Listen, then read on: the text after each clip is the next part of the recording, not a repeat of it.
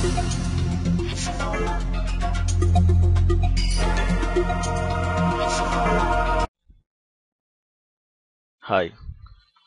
welcome to Kana Technologies Tech Stuff. This is Vishnu. Now we are actually looking into Oracle EBS, that is eBusiness Suite 11.5.10.2 installation on OEL 4.7, that is Oracle Enterprise Linux 4.7.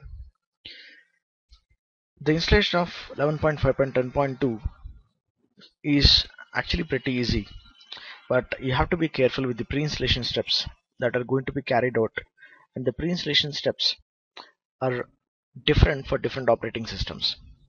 Here we are going to look only how we install Oracle EBS on OEL 4.7.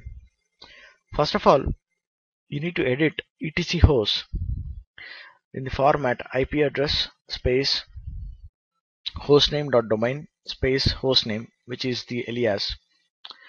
The exact syntax and the commands which we use, all of them will be written clearly in the article anyway. So you need not worry about the syntaxes or the parameters which we set in all the other configuration files which we are going to see here.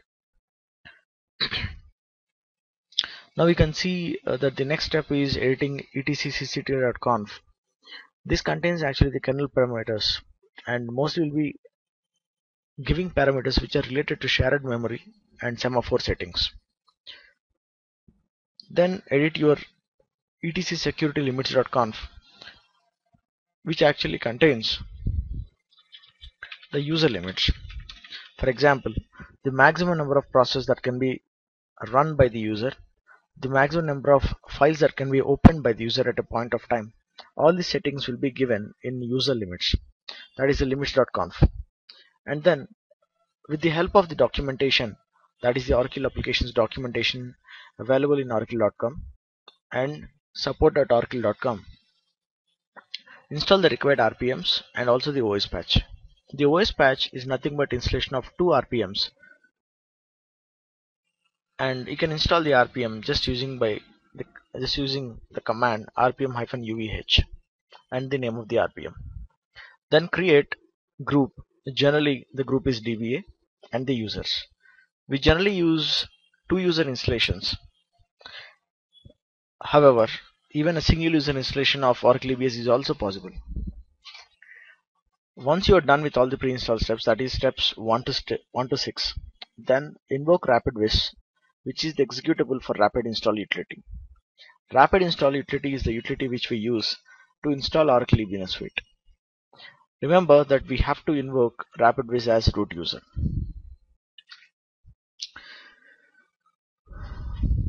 So this is where I have actually the stage, and go to start CD, disk 1, RapidWiz, and invoke the RapidWiz. So this is what we are actually going to install as part of the Oracle EBS. These are the different components which will be installed once you install the Oracle EBS. Obviously you'll be selecting here install Oracle applications EBS 11i.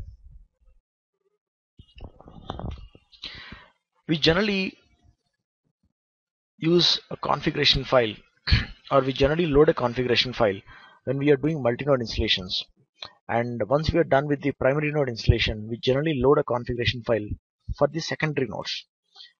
As we are seeing only a single node installation and this is the first time we are invoking the RapidWiz, we need not obviously load any configuration file, obviously because we do not have any configuration file as of now. So click on next. So choose single node. I'm choosing fresh database. If you want an instance for training and demo purposes, you can use a Vision Demo database, which is generally used in the beginning of the implementation project to use it as a training and demo instance. Here we are using a fresh database which do not contain any dummy data. I am keeping the instance name as prod.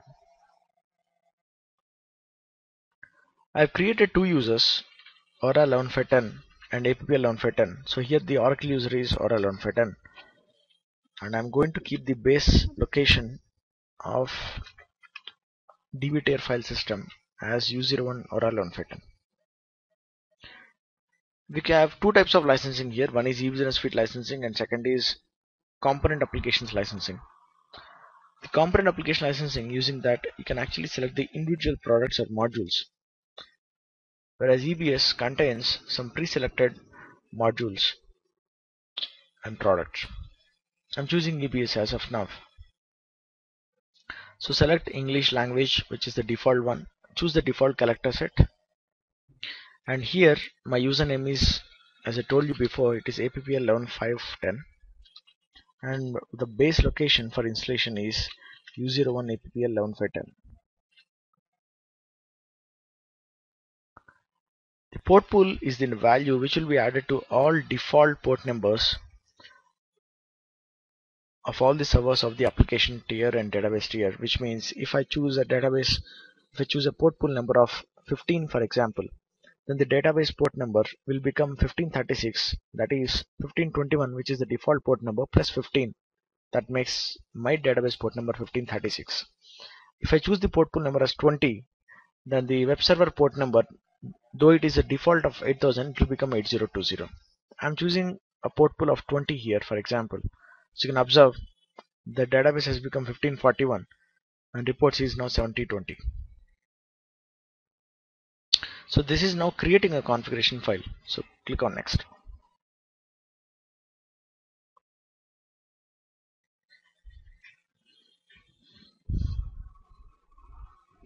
So here it is performing the pre-install checks, just similar to your normal Oracle database. However, the checks which it performs here are much intensive and a little more when compared to your standalone database. So the checks have been successful. If you want to just cross verify, if for example one of the checks has been failed, then you can have a look at them just by clicking on the button here.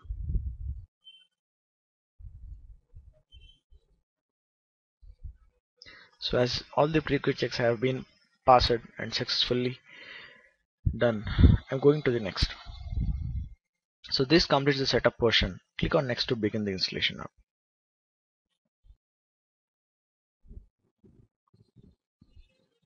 This is how you actually install Oracle EBS on OL 4.7. The installation ideally takes somewhere around 2 to 2.5 hours, and that depends on the operating system that is being installed and also the configuration of your server. Ideally on a PC or a desktop machine, it should take somewhere around 2 to 2.5 hours, and on a server it should take somewhere around 1.5 to 2 hours. Thanks for watching the video. Stay tuned for more videos.